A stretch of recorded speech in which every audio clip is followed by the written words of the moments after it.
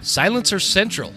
Folks, if you want to learn something new right alongside me, check it out at silencercentral.com. I've never put a suppressor on any of my weapons, but I'm going to start now, and I'm using Silencer Central to help get me started because they walk you through the whole process. To include, you can ship the rifle to them, they'll thread it, they'll put it on, and they will ship it back, and you can make payments on the whole thing while you wait for all the licensing to get approved, which they take care of for you. It's a great process, and it's a great company, American manufacturer, right there in South Dakota, and we are really excited to be partnering with them. So check it out at silencercentral.com or give them a call at 888-781-8778 and let them know that you heard it on the Western Huntsman.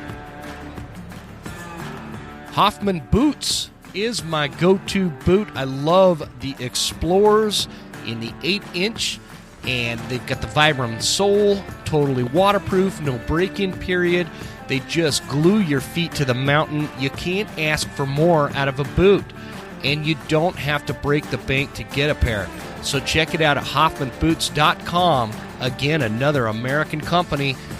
Local North Idaho friend of mine who runs this company decided to make some great hunting boots for all people that are serious about getting into the backcountry to chase elk and deer and bear and everything else out there. So check it out at hoffmanboots.com. Use promo code Huntsman10 at checkout to save you 10%.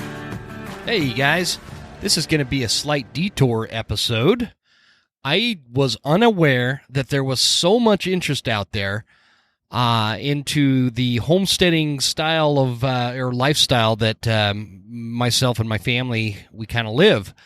And I've had a lot of messages and requests to talk about it from a sense of, you know, where we did live, where we just moved from to our new place, and talking about just homesteading in general. So this is going to be that episode. If you are into the whole lifestyle of self-reliance and living on a homestead and kind of, you know, doing things a little bit off the beaten path of what normal society looks like, this is going to be the episode for you. So let's kick it off. There exists a threat, from anti-hunting groups to politicians trying to give our land away, and we won't stand for it. Those vast western landscapes provide the space for our wildlife to thrive and a place for hunters and anglers to fuel the fire that sparks their soul. In this show, we share our love of hunting, fishing, and conservation.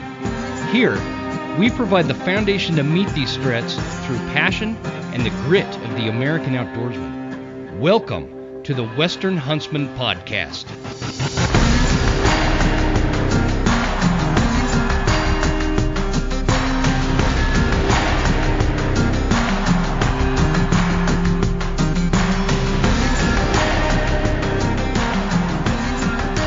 Ladies and gentlemen, welcome to this episode of the Western Huntsman Podcast. This is Jim Huntsman, your host, coming at you from the Broken Tine Studio, and we are working in conjunction and partnership with Eastman's Hunting Journals. I always forget to throw that out there. You guys listening, Eastman's Hunting Journals has, we have partnered with Eastman's and really enjoying this partnership. Great group of guys. If you are not subscribed to the magazine, you are missing out. And if you think magazines are outdated, you're wrong. Check it out at eastmans.com. So, hey, thanks for joining me on this episode, guys. Kind of like what I explained there in the beginning, before I hit the intro music there. I'm super surprised that I've had as many requests for kind of just a discussion about the way we live our life as homesteaders and you know, defining what homesteading is to you or may not be to somebody else. And obviously we have moved from our old homestead, from our 26 acres there in Clark Fork, Idaho, to a new place, and I wanted to talk about that for a minute. Just so everybody, I just didn't know there was so much curiosity as to kind of our personal lifestyle and our personal life itself.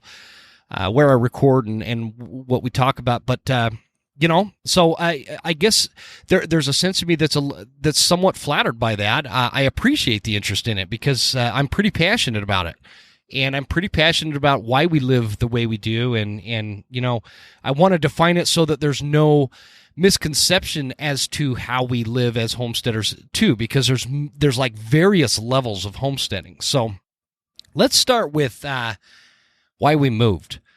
If you've been listening to this show, you know, when I started the podcast, we lived in a small town north of Coeur d'Alene, Idaho. Well, it's all kind of connected now. They've just kind of, it's the way it's been developed and whatnot. North of Coeur d'Alene called Hayden, Idaho. And we are kind of on the border of Hayden and Athol, Idaho. Athol sounds like a bad word. It's not. It's Athol. And it's funny, like if you went in the backyard, the phone would give you the weather report for Athol, Idaho. If you went in the front yard, the weather report would be Hayden, Idaho. So we were kind of right on that border, which is kind of cool. We had a 5-acre plot there with a home and a shop, and you know, that's kind of where we started the whole homesteading journey, if you will. Things got a little crowded for us down in that Kootenai County, Idaho area, and so we moved north. We'd wanted to go to Clark Fork, kind of the Clark Fork, Idaho area for a long time, and Clark Fork borders Montana. In fact, on our property in Clark Fork, if you go to kind of that, almost like what I was explaining from the Hayden property, if you go to one end of the property, you're going to pick up, your phone's going to change the time zone, because Montana is where, you're on Mountain Time Zone, but the Panhandle of Idaho is on Pacific Time. And so sometimes it would really mess us up, where I'd maybe take the four-wheeler over to the east side of the property or whatever, and my phone would pick up Montana time, and I'd be all lost and confused as to what time zone I was on. So interestingly, we were that close to the border. We were really happy on that property. We spent 2 years there living in a fifth wheel. We had bought this fifth wheel when we sold our last place, and the idea was it would be a good little place for us to live until our home was built. There was a lot of complications with building a home, and a lot of it's due to the nature of construction materials and some of the stuff that was happening as a result of COVID-19. And so building a home, what I thought was going to be something that we started fairly soon after moving onto that property, within a few months, turned into a year, and then kind of went into another year. And there was a lot of waiting for contractors to have time or material prices to drop. Anybody paying attention to like lumber prices a couple years ago, they were absolutely insane. So what would be, as an example, a $100,000 house was ending up being like a $300,000 house, and a $300,000 house ended up being like a $700,000 house. It was insane, construction materials and whatnot. And so we'd kind of switched gears and decided, we don't have any problem with a manufactured home. They're very well built. There were some manufacturers that we knew to avoid, but there were some very good manufacturers. And so we decided to go that route. And again, there was some things that came up that delayed that process as well. So we had an opportunity come up this last spring, and I've been pretty quiet about it because I've had some, reservations about where the property was. Not that it was very far from our 26 acres on kind of River Road, Clark Fork, Idaho area where we were living. Which, by the way, we still have that property. We still own it. We may or may not end up back there. I don't know yet. But we are currently, as of the date of this recording, which is August 17th, we're in Montana. We are Montana. I guess residents, except for you don't become a resident for 6 months. So I already have all my hunting tags for Idaho. So we'll still be hunting Idaho this year. But technically speaking, yeah, we moved roughly 12 minutes up the road and ended up on the Montana side. By nature of knowing this lady that owned this 15-acre piece of land that has a nice little house on it. It's got some outbuildings, a shop. Not really a shop. It's not fully enclosed, so I hate to call it a shop. But it's a home that's already built, and she was ready to move on. And this lady that we bought the home from is actually, her name's Annie. Very inspiring lady, a very interesting lady. She grew up on a homestead in Alaska and has spent her time, traveling around from different homesteads from Alaska to Arizona, now Montana. And she offered to sell us this home at a very good price. And due to the nature of how fed up we were with the building process or getting a manufactured home up and some of the costs associated with that, it sounded like a great idea to us. So we bought this house from Annie, who, she's in her late 70s, and it was a lot for her to take care of. That said, she's also the type of woman that was, when a grizzly bear came in earlier this year to try to get at her chickens, she went out there with a broom and chased this grizzly bear off. So I don't want you to doubt her grit. It was just that time where it's a lot to handle for a single lady, and she decided to move closer to where some of her family lives over in kind of coastal Oregon area. So we bought this house. We bought it from her. It's going to require a lot of work. There hasn't been any updates to the inside of it for a long time, and so we're kind of working on that now. And I had some reservations about leaving Idaho. The reason why we decided to do it is because I don't know if this is permanent. This might be a situation where we bought this home, we're going to fix it up and turn around and sell it and move back to Idaho. We don't know. There's from the hunting aspect, there's really not a lot changes from my end. Idaho has a lot of liberal seasons. Montana has a lot of liberal seasons. I don't have any complaints from that side of it, other than I know Idaho much better. But we are, our lives are still in Idaho. We still, everything we do essentially is based out of Idaho, and we are literally a few seconds from the Idaho border. So it's not like it's this big move, right? I mean, again, we're like roughly 12 minutes from our old Idaho property, and we just happen to be on the Montana side, and it was an opportunity that just made sense for us and our family, and it's going to prevent us from having to go through another freaking winter living in that fifth wheel. And so we did it, and I felt like it was I didn't want to just come right out and start saying, oh yeah, now we live in Montana, without some level of explanation to the audience, because again, you guys have proven to have like this interest in what we do as homesteaders and the way we live our life and stuff. So I wanted like a specific episode to kind of explain why we did that.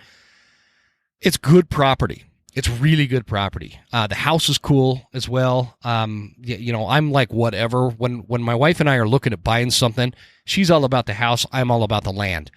And when it came down to it, though it's 15 acres, it's 11 acres shy of what we had. It's a fully usable 15 acres, where our 26-acre plot, was roughly 14 or 15 acres of usable land. But there was another 10 or 11 acres that were either super steep or super brushy, or like there was a cliff section. So it's like sixes in terms of usable land. And this land here is, it's got a nice pond on it. It's not as dramatic of a driveway to take care of in the winter. It offers some really good hunting. It's just a great place. It's a special place, I should say. And Annie, the previous owner, kind of told us about it. And there's things we know about this land that I feel like other buyers might not know. So that's that. I just wanted to kind of clear the air with that. Yes, we left Idaho. We moved 12 minutes away, and we do now reside in Montana. We still own the Idaho land, and again, it might be a situation if it doesn't sell. We might end up back there. I don't know. We'll see, because we love that land as well. So that kind of brings us to like the next point as to what people, or some of the messages I've got regarding our lifestyle and what to look for in a property if somebody's interested in becoming a homesteader or living this type of life. First, I want to define a couple things with, like, what is homesteading? What is homesteading to you versus me versus somebody else who's like a more legit, off-grid style homestead? I think that's an important thing to define, because there's multiple levels of it. And for us, we don't complicate it. Homesteading to us is just having a place where we can raise our kids somewhat remotely and removed from the rest of the world, and have a level of self-reliance from living off the land. So for us, homesteading is this. We have a house. It is not off-grid. We have done that, just, by the way. We have lived off-grid, but in this case, it is not off-grid. We do have power. We have our own well for water.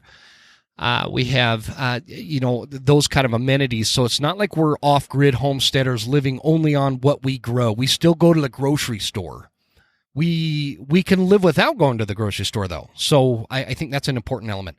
But for us, we just wanted to be removed and have land that we could be self-reliant on and grow our own food and hunt our own food and raise our own livestock as needed and as necessary and what we desire. We're careful with that too, because we like to travel a lot. And so we don't have a ton of livestock because we don't want to have to worry about who's going to take care of them when we do travel. So everybody has a little bit different way of how they define homesteading. I watch some of these series on TV, where they're trying to portray these hardcore homesteaders where, they're completely off grid. They've got solar panels and they've got, goats and cows and all these other things. And that's great. I love that too. That's just not for us. That's not what we're doing. What we do is we rely on the land for things like a good garden, for hunting opportunity, for a place to have a good flock of chickens, things like that. And so, I just thought it was important to define what homesteading means to us. So here's what one of the questions I've been getting is hey, we're interested in maybe doing a homestead or living a little bit more, with that mindset of self-reliance. What do you look for in a property when you buy it? Okay. I love that question because that's a really important thing. If you're going to be a homesteader, whether you're going to be fully off grid or you're going to be like, just like us, where we are able to live off grid, but we're not off grid, and we still do go and do grocery shopping. And we do, granted, our grocery bill is probably less than yours if you are not a homesteader. I'm really confident in that. But what I look for is, first of all, is there water? I don't mean from a well. I mean, is there access to water in some way? Is there a creek flowing through the property? Is there a pond or a natural spring? Something like that, so that if things were to go awry with the grid system going down, or maybe I've seen a lot of these like 5-acre property. They're in like a subdivision. They're on like a community well kind of thing. And when the power goes out, this is how it was in Hayden for us. We were on like a community well. And when the power would go out, we would lose water. And so what I'm looking for is somewhere that is going to be sustainable, where the power grid to go down for large amounts of time, or water systems, or just a general breakdown in supply chains, or the way we function as a society, if that were to break down, sort of like it did when COVID-19 initially hit and they did those initial lockdowns and supply chains and empty grocery store shelves and things like that were awry. So I look for water. On this particular property, we have a creek and we have a natural spring-fed pond. This pond is about 12 feet deep in the middle of it. It's roughly three-quarters of an acre in size. So if power goes down, I have copious amounts of water to survive on. I have ways of pumping that water without electricity. I have ways of cleansing or purifying that water without electricity. So those are things that I look for. Another thing is there what I refer to it as heatable timber. Meaning, I have timber on the land that I can log. I can cut these dead trees down, and I can cut enough wood to get through an entire winter just based off the timber that's on my property. Now, some of you may live in places like Arizona or New Mexico, or heck, even like Utah and Colorado, places where maybe there's not a lot of timber. Maybe you live on more of a prairie-style property, something along those lines, where that is not going to be achievable, where you get I think I made the term up, heatable timber. Heatable timber means I can cut the tree down, I can split the wood and stack it, and I can put it in a wood-burning stove and keep my family warm all winter long, regardless of whether or not there's power. Okay? So that's what I mean by heatable timber. If you're in an area where you don't have that, you might have to rely on going outside of your property to get that. And there's nothing really wrong with that, unless of an extended shutdown of societal norms such as the power grid and supply chains.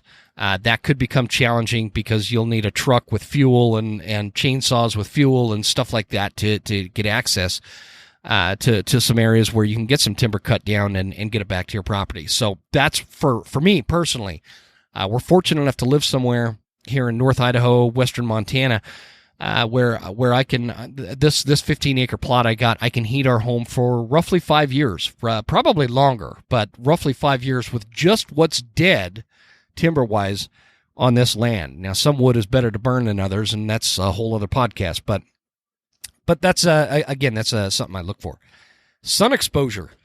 There's two things I look for sun exposure. Southern exposure, I want areas of the property that see enough sun to make a productive garden, and in the event I need to rely on it, I can switch to solar panels or solar power. Those are the two things I look for. I have lived on a property where the exposure to sun from like mid-December through mid-February was very, very, very minimal. So that wouldn't affect the garden because it was winter anyway. And anything we would do either in a greenhouse or inside the houses as garden starts or whatever. But we're looking. It would have been a pretty rough situation had we been reliant on solar to power the home. So that's something that I look for and I really focus in on. You want good southern exposure. You want an area where you could fence off a garden, and it doesn't matter if your garden is 5 feet by 10 feet or 50 feet by 100 feet. Whatever your garden is, you want really good summer sun exposure because it's going to make that garden a lot more productive for you. Again, the gardening topic itself is a whole episode in itself, and happy to do that if you guys are interested in it. But you do want to be, fairly familiar and proficient with gardening if you're going to be living this kind of lifestyle.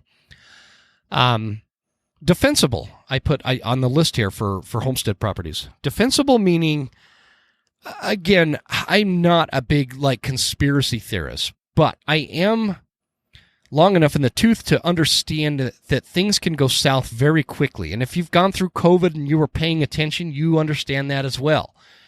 If that would have been much worse, we could have had some people that were not prepared for that situation breaking down our door to get at our supplies, because we do keep a pretty healthy stock of supplies in the event something catastrophic happens, whether we're having to rely on ourselves for 2 weeks, 2 months, or 2 years. We've got that covered. Defensible meaning I have visual aspects of the property where I know if somebody's going to be on it, and I have non-visual because there's so much thick timber in which I generally run cell cams on, and so I know as long as those cell cams are operating and my cell phone is operating, I know if something's on that property. But if let's say that system falls or fails, I could switch to it's easy to patrol my property. I have points throughout the property where I know I know what's going on the property, and let's just put it that way. If a bear is on the property, I know about it. I also have the kind of dogs that help patrol for me, so I don't have to do much. If there's a bear on my land, my dogs are going to let me know, and that bear is most likely going to be up a tree, which one bear found out at one point. So dogs are important. Defensibility is very much reliant on dogs. Make a very great defensive tool when you are homesteading. They will keep predators out of your chickens. They will let you know if there are intruders, or they will keep you apprised to what's moving through the property. I look for huntable land. This is, you guys, obviously, if you listen to my show, you know I'm a big time hunter. I love hunting. It's my passion, and it's what I do. And that's also how we feed our family is through hunting. So that's a big part of why I said earlier, I'll bet you my grocery bill is a lot less than yours if you live in town, because we fill our freezer with a lot of very healthy wild game meat. So the point with that is, in normal times like such as now, I don't really hunt on my land, but I do have the kids hunt on it. That's how they get their deer and turkeys and whatnot. And so I like to have it huntable to an extent of which where I will have, if again, the supply chain does go down, I have optimal habitat that that make it so deer and elk and other wild game species want to visit my land. They want to come on my land. There's a reason for it, right? And I want it to be huntable. I don't want neighbors right behind me, so if I shoot a rifle, it's like this major fuss, right? So that's what I'm looking for. It's huntable land. Accessible in the winter. This is really important. I have to be able to take care of this place in the winter.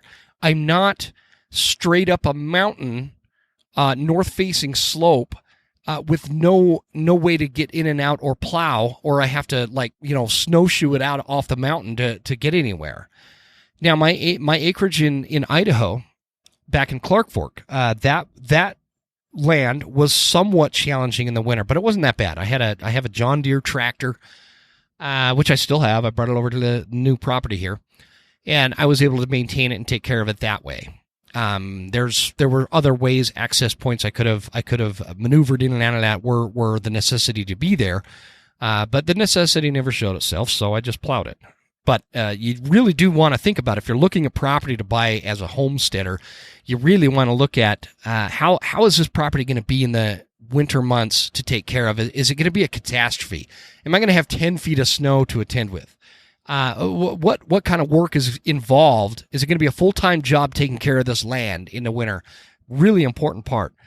You don't want that. There's other priorities that you're going to find that you will have when you're looking at your land. So you're not just, the whole time spent working on getting snow out of the way. I got to drink some water. Hang on. And then the last thing that I put on the list for what I'm looking for in a property is livestock.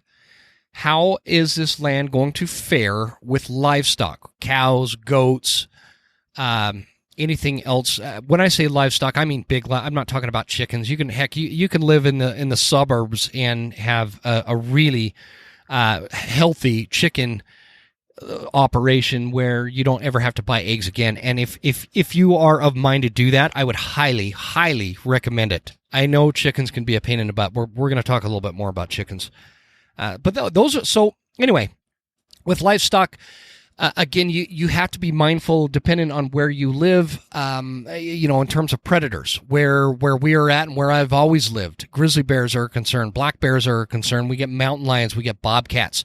We get coyotes. And I have a neighbor currently who is claiming that there were wolves on his property, which borders mine, like a month ago or something. I didn't see or confirm them. They didn't show up on my cameras. So, but I have no reason to not believe the guy. So that, the predator thing when it comes to livestock also need, they need some shelter. They need an area that's fenced off where they can move and get in and out of the weather. You want to be able to have an area where that's possible. So I guess a lot of what that means is you don't want to buy some piece of land that is nothing but a continuous rolling hill where there's no way to make some type of pasture, because those pastures, the flatter they are, in my opinion, the healthier your animals are going to be and the happier they're going to be. And that's going to be, one of the goals. So I told you we'd talk about chickens. Again, I posted a couple of, a week or two ago, I posted this reel on Instagram about this chicken coop I'm building over here at the new place, and it's quite the coop. And I got just an incredible amount of messages over this thing, and they're like, oh, what do you think of this, and what do you think of that? And, asking about chickens. So I first want to start out by saying, you do not have to have acreage to have chickens. Okay, you can have, and most people know this, but you can have them right there in town. If you live in the suburbs or development, now, obviously, if you live somewhere where you've got like these covenants, or what do they call those? The neighborhood, governing board, or there is a term for it, house or home something. I will never live in somewhere that has one of these, but I know they're out there, and that's why I don't remember the name, what they call them. It's going to drive me crazy, but I'll think of it. But anyway, they have like these governing boards of a neighborhood that are going to tell you what color your fence is and where you can put your trash can and crap like that. And they might have rules that homeowners association, that's what it is, homeowners association. They're going to have, maybe some rules. Maybe you can't have chickens because of the noise or smells or whatever. If you live somewhere like that, I can't help you. But if you are somewhere where it is, by county or city ordinance allowed for you to have some chickens, I highly recommend it. And you don't need, again, like we live on 15 acres. You don't need 15 acres, okay? However, I do know that there are folks that live in town that have chickens that, fail to recognize that you still have predators. There are still coyotes, there are still raccoons, and there are still skunks that will get your chickens, and there are still neighbor dogs that have had no exposure to chickens that will kill your chickens. So you got to be aware of that. Predators, I call this predator like level 1 and 2. So if you live in the suburbs and you can have like a chicken coop in a corner of your backyard, and you can have 2 to 4, maybe 6 chickens, whatever you want, and you build a little coop, there's a few things you need to keep in mind. This is you're looking at level 1 protection. So just good old-fashioned chicken wire in most cases will do the job. If you have a raccoon or a skunk problem, you're going to want to bump that up to like a fabric mesh. This stuff that'll keep raccoons from like chewing through it and whatnot. But that level 1, you're just protecting it from neighbor cats, neighbor dogs, maybe the occasional coyote that'll come through there, birds of prey, owls, hawks, they will steal your chickens. So you just want a fully enclosed coop system that you're going to keep those kind of predators out. Level 2 predator is like where I'm at. So I do have mountain lions, bobcats, which are very cunning when it comes to getting chickens. Coyotes, they're very good at it. I've got a lot of bears. Bears are very interested. My coop has to be bear-proof. So here's what I do. I bought one of those old hickory sheds and converted it into this giant chicken coop. Now, we have 16 chickens, so we have a lot of chickens. But what happens is I converted that big shed. It's like a 12 by 16 shed. I've got nesting boxes in it. I've got roosting bars in there. I've got a feeding area and supply area, and I've got really good ventilation. And this doesn't matter. This doesn't matter if you're a suburban chicken coop owner or like what the kind of operation we have. Chickens in their coop require a lot of ventilation. So just think it takes more than just one little vent to keep them healthy. Bad ventilation will kill chickens. So very well ventilated. It's bear-proofed. And every night, those chickens are completely closed off to predators. The predators cannot get into that shed due to the door that I made in the back, which is a little hatch that gets closed every single night. And so those chickens are safe. They're in there. It's bear-proof, raccoon-proof, it's bobcat-proof, all that kind of stuff. You don't want to leave them in there all day and night. So as they go out, there is a secondary kind of chicken cooped area. That area... I dug down, and I'm going to probably post some videos of this if you guys want. Let me know if that's of interest to you. Again, my email is jim@thewesternhuntsman.com. I dug a trench roughly 8 inches deep all the way around this outside pen area, and I buried the fabric mesh and chicken coop wire down into there and poured concrete in that, just these bags of concrete. It doesn't have to look pretty because then you just put the dirt over the top of it, and that keeps predators like skunks. They're very good at this. They will dig right underneath that fence and get up into your chicken coop. So that's what I did. I dug it down, and then there is an extended chicken area that we have. I call it the chicken yard, and that's where during the summer months they can get out there and just peck around and find bugs and free range essentially. And this is a very big yard. We're talking, I don't know how to describe it outside of acreages. So it'd be like 20% of an acre. So it's a very big area for our chickens to free range, and they do that all summer. And then in the winter, as the snow kind of socks them in, they're going to be more limited to the actual shed coop and the outdoor chicken coop area that I made, which is roughly 20 feet by 10 feet. So they have a good area, and that has a metal roof over it as well. And that way you don't want your chickens locked up in a small, tight coop all winter long. They'll be unhappy, and B, they can get really sick, and C, they won't lay as many eggs. So that's what I did. So they have their actual solid bear-proof coop that they stay the night in. During all 12 months of the year, they can get out to that 20-foot section outdoor area where it's just, bare ground. And I was telling you, I buried the wire all the way around And then they have their big area, which if there's no snow in the winter, they're more than welcome to go out there as well. I open that little gate back there, and they can get out into the big area. That area is also surrounded by electric horse livestock fence. And what happens is a bear will come up and try to climb. It's like a 6-foot fence I have, field fence that's framed with 4x4 posts and 2x4 treated lumber all the way around it. But what'll happen is those bears will come up, or a mountain lion or a bobcat or something. They'll want to climb that fence, and then that fence will zap them right on the nose, and turn them around. It keeps them out. It's very, very effective.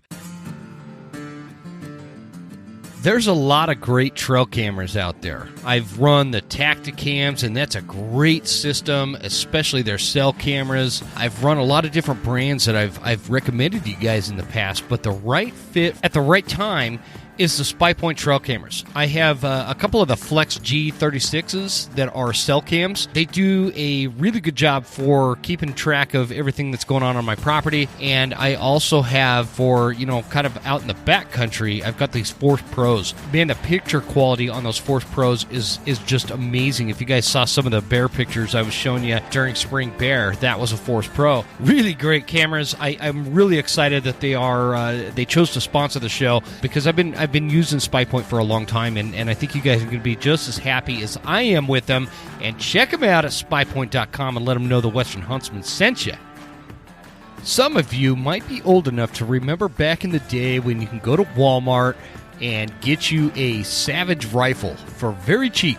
And they did a good job, but they weren't equipped for some of the hardcore hunting out there that we do today. If that's a memory that you have with Savage, like I do, I'm telling you, it's not like that anymore. Savage Arms is one of the premier firearms manufacturers dedicated to us hunters. I have this freaking Savage 110. It's the Apex Hunter, and this thing is amazing. I love the AccuTrigger. You can also get them with the AccuFit, which allows you to adjust the stock. So if you're buying them for youth hunters or whatever, or just, rifles fit you different. It's so flexible. It's so perfect for every hunter. It's just not the same Savage that it was 30, 40 years ago. It's a great firearm for everyday use while hunting, and they support hunters and they support this show, and I really appreciate Savage Arms. Check them out anywhere firearms are sold, or go to savagearms.com to find out more. So, again, chickens, you just want them, they need to be able to move. There's a couple points I do want to talk about with chickens real quick, too. Here, I'll spend 2 minutes. There is this debate about whether or not you offer heat to your chickens in the winter. Unless you are somewhere that you have consistent negative temperatures, like negative 20 type kind of temperatures, or even negative 5, I guess, where it's consistently like that for weeks at a time. We don't get that here where I live. Our winters are generally in the teens to the 30s in the winter months, and so I do not heat that chicken coop at night. And I'll tell you a little secret about that. We did a little study. My wife and I, we got real scientific about it. We put a heat lamp in the chicken coop the first winter, about halfway through. And then a very wise older homesteader filled us in on the fact that chickens don't need that in these kind of temperatures. We don't have, we're not negative 20, we're not negative 30. We'll get those temperatures periodically, and even then we don't heat them because it's not sustained temperatures. It'll stay like that for a few days, and the chickens are totally fine. So what happened is when we removed the heat lamp, at the time we had 10 chickens, and we were getting 2 eggs a day. When we removed the heat lamp, we were getting 8 to 10 eggs a day. Their egg production went way up, and the chickens seemed a lot happier without that unnatural light and heat source inside the chicken coop. I don't know what the science is behind that, but I'm just filling you guys in on the question of, I know there's, you have places like Alaska and parts of Wyoming or Minnesota where you guys get these awful freaking negative temperatures all winter long. We don't have that, and we don't heat that chicken coop, and we get better and more eggs because of it. And the last thing I want to do, a question I've gotten a couple times, is adding to your chicken flock. Let's say you've got 2 chickens and you decide to acquire 2 more chickens and add them. You can't just throw those chickens together broad daylight excuse me, and expect those chickens to get along. Chickens are like any other animal. They have a pecking order. They have a, like a who's in charge, who's not in charge. Pecking order. No pun intended, because they're chickens. Here's what you do. If you're adding, again, this is just because I've got this specific question a couple of times. When we bought this new property here in Montana, we acquired 6 chickens with the property because Annie was not taking these chickens with them. And she kind of taught us this method, and it worked perfect.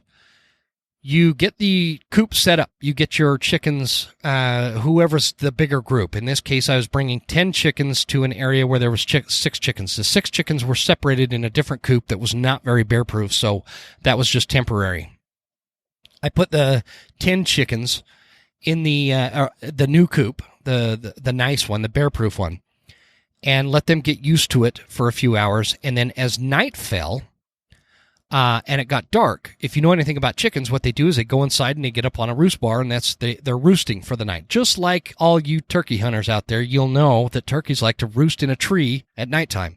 Same thing with chickens. Very similar animal. You'll learn a lot about turkey hunting, by the way, by having chickens. So you wait till they start roosting, and then you go to the other area where your other chickens are, and they're going to be roosting as well, and so they're really easy to catch, and you grab them, and you take them to the new chicken coop, and you put them up on a roosting bar mixed in with your older chickens or other chickens. There is something about the fact that they're roosting together. They wake up they kind of come out of this roosting phase, wake up in the morning, and it's like, there's new chickens with us, and they just accept it. So that's my recommendation for that.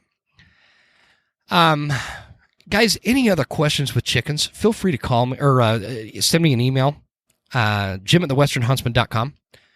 Hit me up there. And if you guys have other homesteading, this is real basic, real foundational stuff.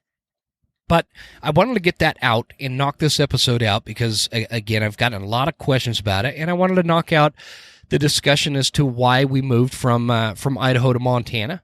In our mind, we don't look at it like, we made this big move from Idaho to Montana. All we did was move a few minutes down the road, and it just happens to be on the Montana side. So I just kind of wanted to make those 2 big points and discuss the homesteading life. If you are considering homesteading, let me tell you something. You won't regret it. It's a great way to live. And it doesn't matter if you're going full on off-grid, homesteading with all the livestock and solar panels and all that kind of stuff, or you're doing kind of what we do, where we kind of live, we have power, but we're prepared to live off grid. We are set up. If the power grid goes down, we're going to be fine. We can maintain ourselves with water, food, everything here on the homestead. I've got these chickens, 16 chickens. I'm getting anywhere from 12 to 16 eggs per day, and there is nothing. Eggs, in my opinion, are a superfood. You should eat eggs every day, and it's a very healthy way to start the day, by the way. It's a great source of protein.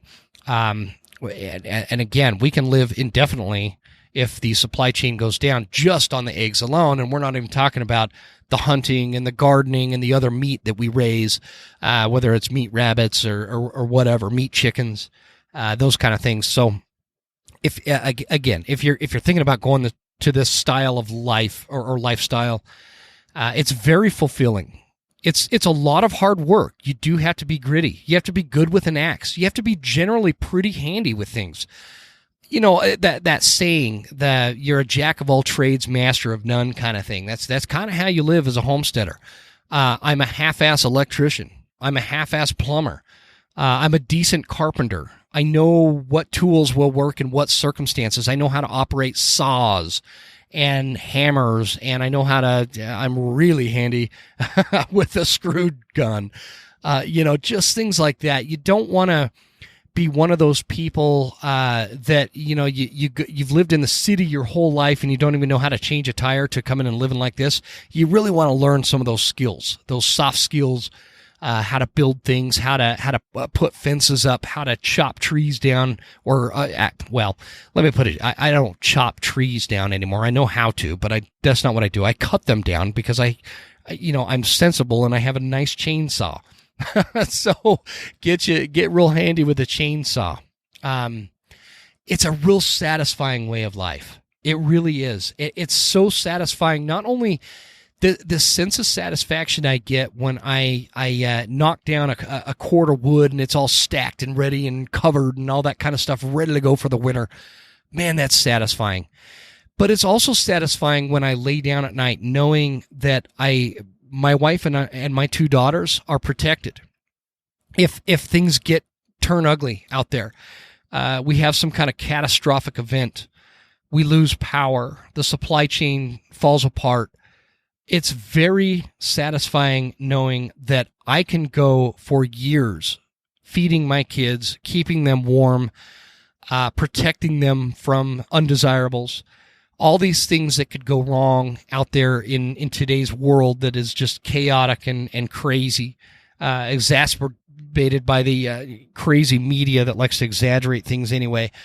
I can protect my kids are going to be fine. You know, we homestead, we homeschool, we hunt, we garden, we raise chickens and rabbits and things like that. We know how to live off the land when or if that situation should arise. So that was one of the questions I had was, hey, you've been doing this for a while. Was it worth it? Absolutely. I'll never go back. I will never go back to, for me, I'll never go back to living in a town where I can open up my window and toss my neighbor a bar of soap because he ran out. I love my neighbors, but I want to be further away. I will never go back to relying on grocery stores and supply chains to feed my family and my kids. I'll never go back to being at the mercy of utility companies to keep my family warm. I'm going to do that myself. And my wife and kids, they maybe I'm not giving them enough credit by saying I'm going to do that myself because they put in a lot of work. My wife puts in more work than I do. In fact, she's an amazing gardener. And she busts her ass around here just as much as I do, if not more. My kids, they work their butts off. They enjoy it. Their job is keeping these chickens alive and feeding them and putting them up at night and making sure they have water, and the water's not frozen in the winter. That's a challenge in itself.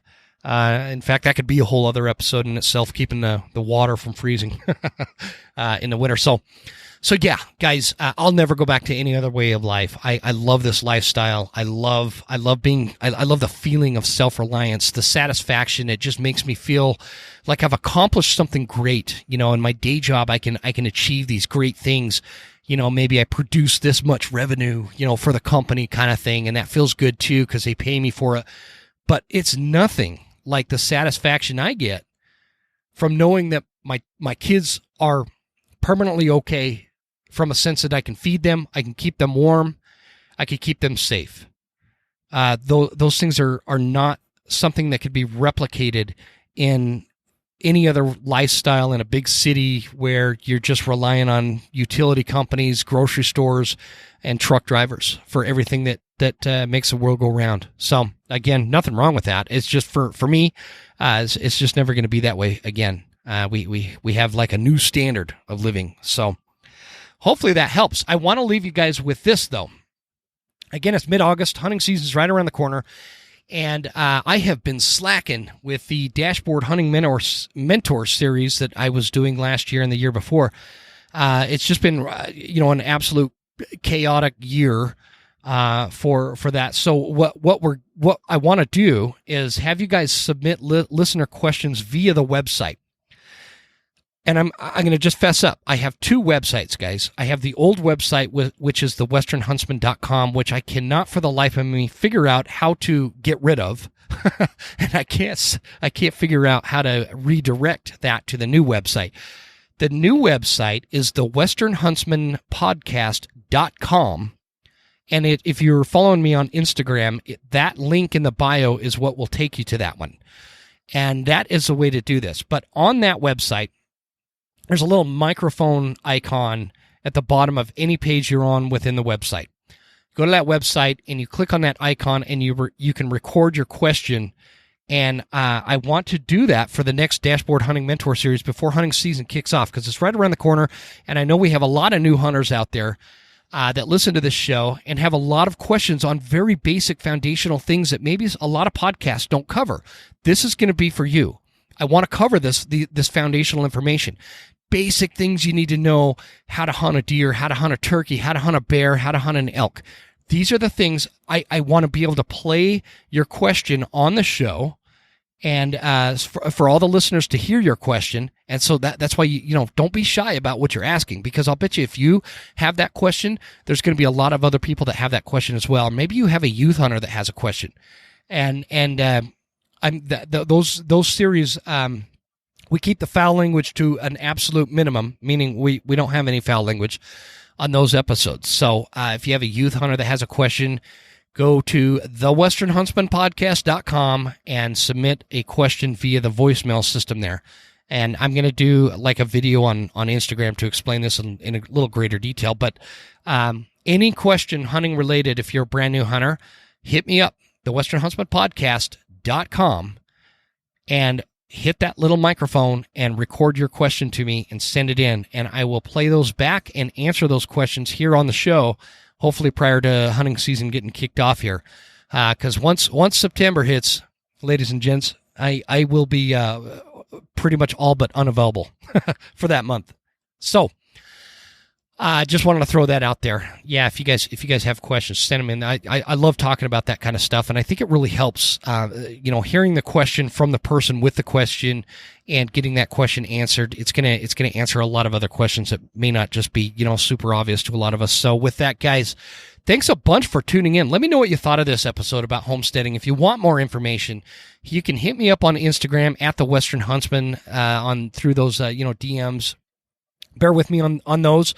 It takes a long time for me to get through all those. So, just if you do send me a message and you don't get an immediate response, I promise I'm trying. I will get to you. So, the other way to do it is through at my email, which I've mentioned a couple times on this episode, which is jim@thewesternhuntsman.com. That's my email address, and that's a great way to let me know what you think of this episode. If you guys liked it, I'd really appreciate any good reviews you can give us on Apple Podcasts or, Spotify or whatever, wherever you can write a good review.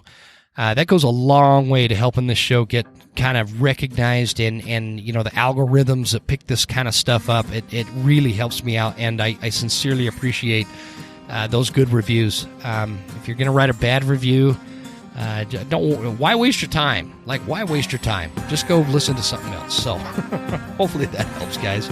Again, thanks a bunch for tuning in. I'm really looking forward to putting this one out there. Hit me up, jim@thewesternhuntsman.com, or check us out on Instagram at The Western Huntsman. We will see you guys soon. Have a great month.